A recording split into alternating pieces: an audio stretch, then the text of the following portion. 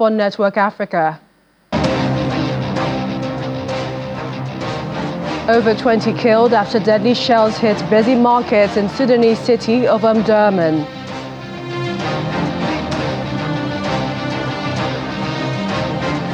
Guinea sacked dozens of soldiers over ex-Junta's jailbreak. Plus,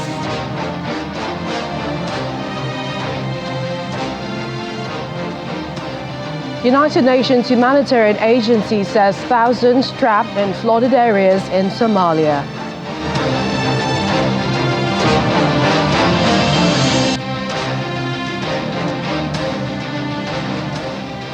Hello and a warm welcome to the program today. I'm Millicent Walker. We begin with stories and happenings that made headlines over the weekend. Take a look.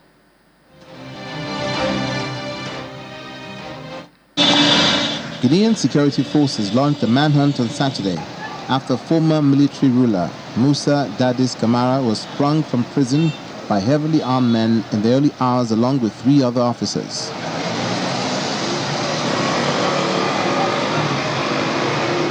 Soldiers patrolled the streets of the capital Conakry in armored personnel carriers as armed officers stopped and searched passing cars and set up makeshift roadblocks with their vehicles.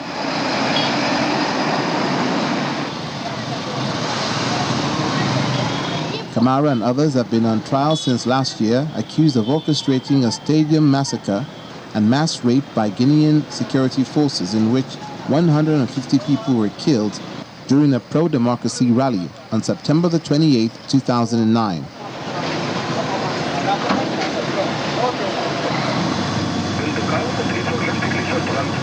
A French military airplane carrying 18 tons of humanitarian aid for Gaza arrived on Saturday in Egypt.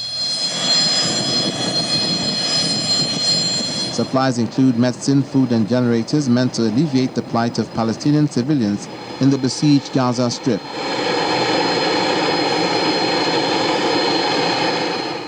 A military plane and crew were chosen to bring the vital supplies to Al Arish, an Egyptian port close to the Palestinian enclave, due to the airfield's proximity with the combat area.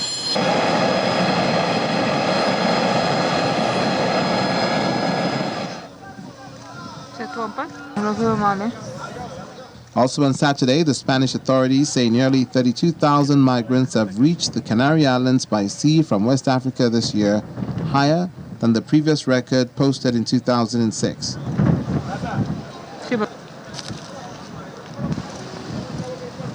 The Spanish Coast Guard says more than 5,000 migrants were rescued in the Atlantic Ocean off Spain's Canary Islands, which have become the main destination for migrants from Senegal and other African countries trying to reach Spain.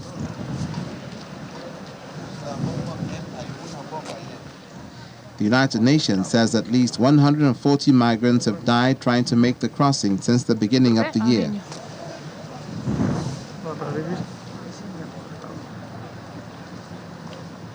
And on Sunday, Uganda's President Yoweri Museveni downplayed concerns over the expulsion of his country from a special U.S.-Africa trade program. Last week, U.S. President Joe Biden says Uganda and 3 other African countries will be removed from the African Growth and Opportunity Act, citing Uganda's gross violations of internationally recognized human rights. But President Museveni criticized the U.S., saying they overestimate themselves and erroneously think that African countries cannot move forward without their support. As far as Uganda is concerned, in his words, we have the capacity to achieve our growth and transformation targets, even if some of the actors do not support us.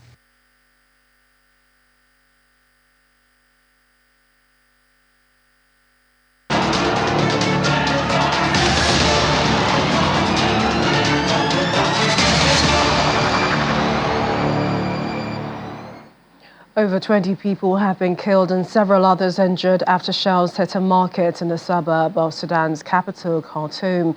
A group of lawyers, Sudan's emergency lawyers, and non-governmental groups say the crowded market in Omdurman was hit after an intense exchange of fire between the Sudan Army and the paramilitary Rapid Support Forces, RSF. The lawyers have condemned the 2 warring sides for continued fighting in populated areas and are calling for a ceasefire. The clashes continue in the capital and in other cities in Darfur and Kordofan region amid talks between the rival forces in Jeddah, Saudi Arabia. More than 9,000 people have been killed and nearly 6 million others displaced since the fighting started mid-April.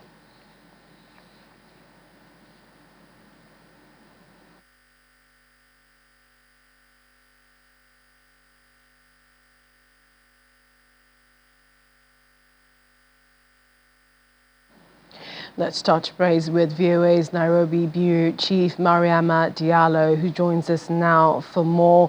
Hi, Mariama. What more can you tell us as regards this renewed attack in Omdurman? We know that the market was hit after an intense exchange of fire between the Sudan Army and the RSF. Yes, indeed, and good evening, and thanks for having me today.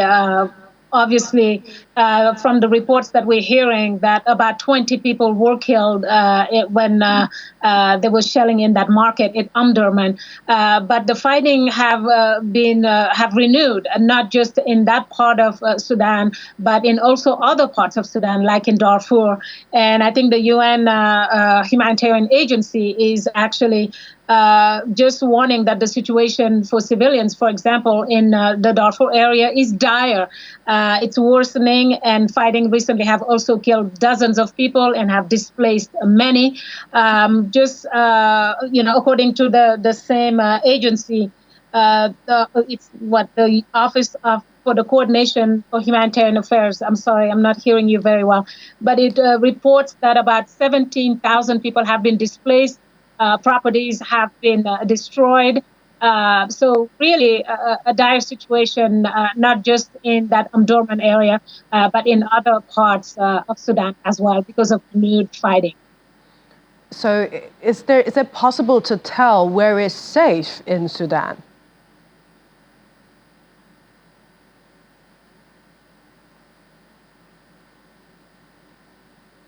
Mariama, is it possible to tell where is safe in Sudan?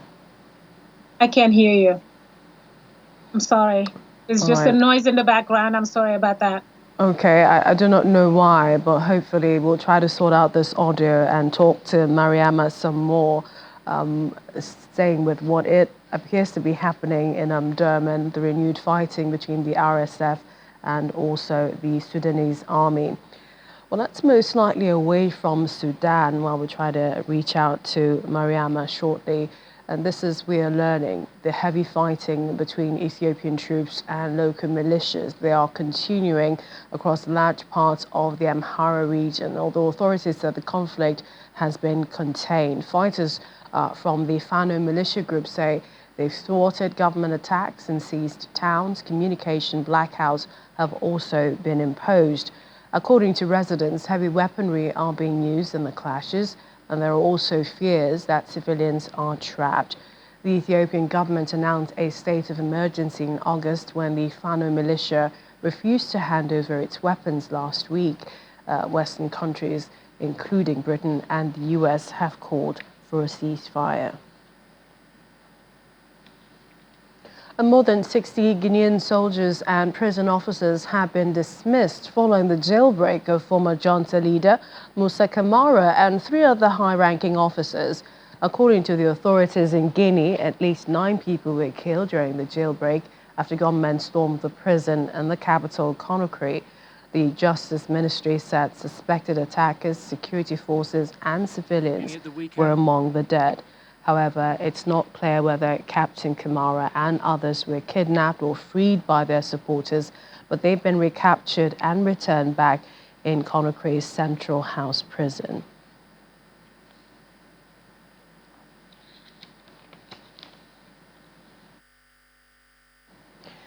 Well, the UN's humanitarian agency says thousands of people are trapped in flooded areas following heavy rains in Somalia's Jubaland state.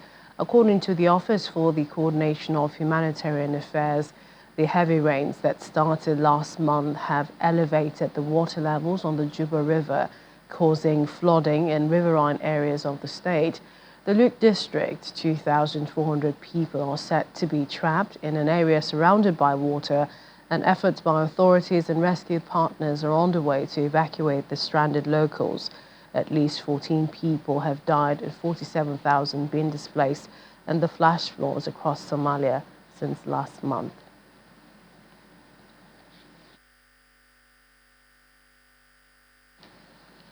Still to come on the program.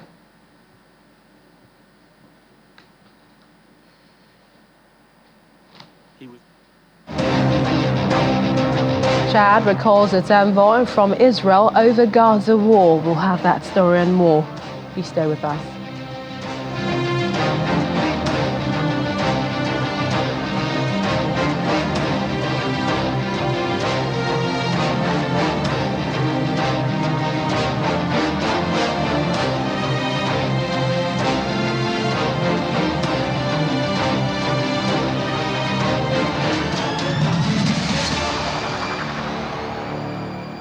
We head to the updates on the war in the Middle East now and how it affects Africa. Well, Chad has recalled its ambassador in Israel over unprecedented deadly violence in the Gaza Strip, making it the first African country to recall its envoy since the start of the war, which began in October. According to a statement from the country's Foreign Affairs Ministry, the government condemned the loss of human lives of many innocent civilians and called for a ceasefire leading to a lasting solution to the Palestinian question. In 1972, Chad, a Muslim-majority country, severed its diplomatic relations with Israel, but later revived ties in 2019. So far, Turkey, Chile, Bahrain, Honduras, Colombia and Jordan have also recalled their ambassadors to Israel.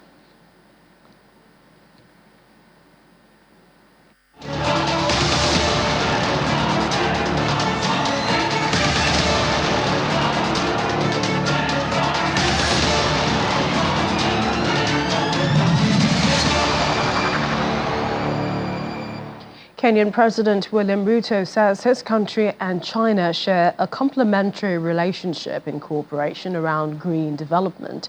Speaking in an interview, Mr. Ruto said Kenya is determined to push forward its contributions to environmental protection and global sustainable development. The Kenyan president also hailed China's contribution to developing renewable energy, saying the two countries will continue to deepen cooperation in the field. We did make a deliberate, intentional decision as a country to chart the way towards a much more sustainable future, both for ourselves and globally. And it has continuously informed Kenya's position. We are part of the first conference of parties that started the journey towards what we have today as the COP space. We have made contributions in the space around environment and habitats, and that's why Kenya hosts the United Nations Environmental Program. We appreciate that China is investing in renewable energy. It's demonstrable, the journey you have made towards making a contribution, and a big one, towards the road to renewable energy. It is common knowledge. Some of the infrastructure around renewable energy, whether you're talking about solar panels, and then all the infrastructure around renewable energy, have been developed in China. China has made a contribution towards assisting the world to come up with interventions, infrastructure, equipment, technology that support climate action and climate solutions, including green energy. We have a complementary relationship. China spearheads technology around renewable energy. Kenya is a frontline state on advocating for climate action that enables us to unlock the huge potential that we have, especially in the African continent, on renewable energy. Whether you're talking about solar, geothermal, wind, hydro, that is the space where Kenya is pushing. Kenyan President William Ruto there. We head to South Africa, where the Deputy Minister of Public Enterprises, Obed Bapela, says Africa is not taking full advantage of the opportunities presented by the Africa Growth and Opportunity Act, AGOA. Mr. Bapela was speaking on the sidelines of the just concluded 2023 AGOA Forum in Johannesburg.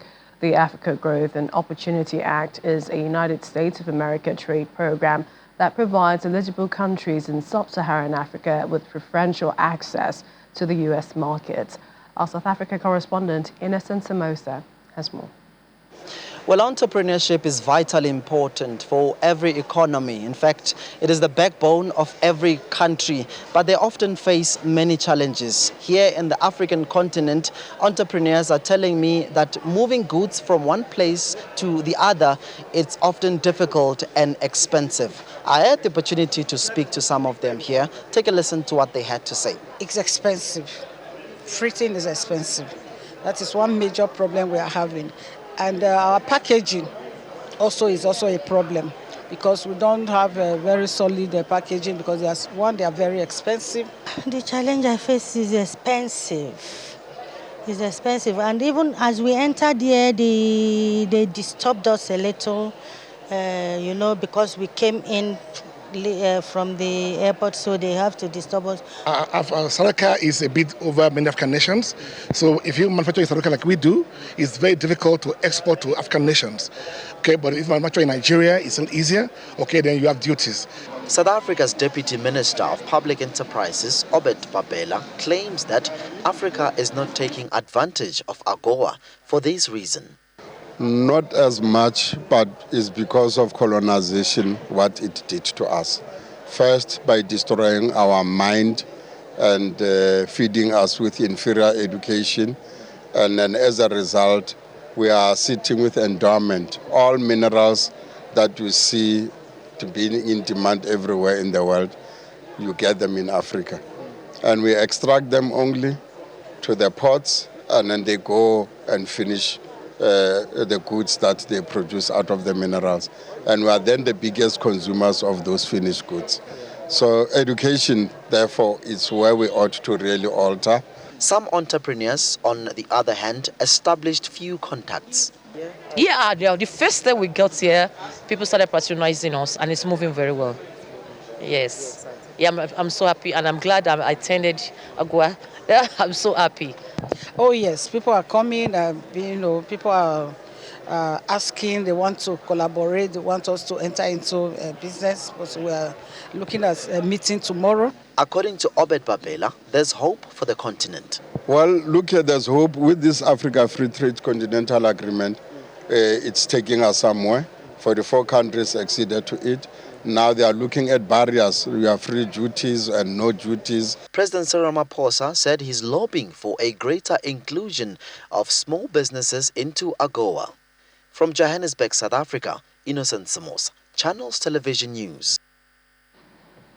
Meanwhile, in an effort to boost trade on the African continent, the Chief Executive Officer of Business Unity South Africa, Kaz Kovandia, believes that African governments should collaborate to address the continent's infrastructural crisis. He spoke with the business desk during the recently concluded AGOA meeting in Johannesburg, South Africa, a forum that brought together government representatives from the US and AGOA-eligible countries. Of our own agenda. Africa as a continent potentially is not a poor continent. We have resources, we have food, we have agriculture, we have a lot of things that the rest of the world needs. But we also need to move away from this thing that says, why can't we first look at whether we can source products on the continent before we go outside of the continent, right? But to do that, our governments need to work together and work with the private sector to deal with the infrastructure issues. Why should we have significant duties between African countries? If we're serious about the African Continental Free Trade Agreement, if the African Union is serious about bringing about coordination on the continent to actually position the continent as a significant global player economically, trade-wise, investment-wise, and politically, then we've got to, put our hand on our hearts and say that we're serious about these things. Okay? It's not the US or Russia or China that can help us do that. We've got to take those decisions, and we've got to say, okay, where do we get the investment? How do we enable the leverage resource and capacity in the private sector to help do that and get it done. Okay, so I think that there's a lot of work for us to do as a continent. We need to balance our national interests with the continental interests. I mean, Asia, intra-trade in Asia is about 60-odd%. We at about 17, 18%, right? We have the potential to increase that. Away from South Africa and the AGOA Forum here in Nigeria, the Lagos State government says close monitoring exercise will commence on the waterways, and this is in order to put an end to illegal construction on the island. And that's according to the State Commissioner for Physical Planning and Urban Development, Mr. Oluyinka Olumide, who was speaking after an inspection exercise of the waterways corridor. He wants those in the habit of constructing without receiving approval to stop or face the full wrath of the law.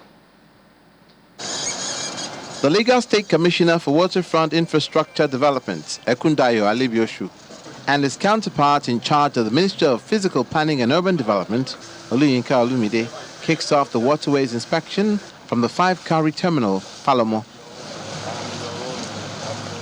The assignment for the day is to identify illegal activities and unapproved construction ongoing on the waterways. The first stop is Queen's Drive in Ikoyi area of Lagos Island, where a building under construction was sealed for contravening physical planning laws. The property owner was issued stop work order 2 weeks ago, but ignored the directive. Because I knew about this, and someone was supposed to go up. What was, and did they get clearance? I don't know. If they didn't get clearance, so who gave the resume work order? Who gave the resume work order? Taking a view of Osborne Foreshore, Banana Island as well as Lekki Foreshore, while on the waterways to have a glimpse of property owners who've engaged in illegal dredging and land reclamation. After the inspection exercise, the Commissioner for Waterfront and Infrastructure Development asked developers to get approval before dredging. Received several petitions, several complaints, and we're also doing what you call the oversight function of the ministries. I'm not saying we shouldn't dredge. We need to dredge sand. Sand is the second most sought after natural resource in the world after water. But the question or the issue that's involved here is that we need to control. We need to do sand search. We need to know where there's adequate sand. We need to control the number of people dredging there. We need to move elsewhere, and we should be able to tell them, okay, you have to live here for the next few years, let it reclaim itself and move elsewhere. And that's the reason why we're saying there's need to control. For the Commissioner for Physical Planning and Urban Development, those found guilty of illegal construction will face the full wrath of the law. Majority of them probably do not have approval, which we have marked, and we are going to compel them to do what is lawful. Those of them that have approval, because it's a waterfront property, they have extended beyond what was approved. Some of them have even gone building fairly above what was approved in terms of number of heights. So all these will stop the site, and they're going to meet us, we're going to review it, and they're going to be penalized according to the law. Lagos is a low-lying area replete with structures that threaten the state due to climate change. The state government says it's ready to go after those involved in illegal construction to keep the city safe. Well, that's our program at this time. Unfortunately, we couldn't pick up with Mariama, but you can take a look at the latest stories on our website. That's channelstv.com. I'm Millicent Walker. Thanks for watching.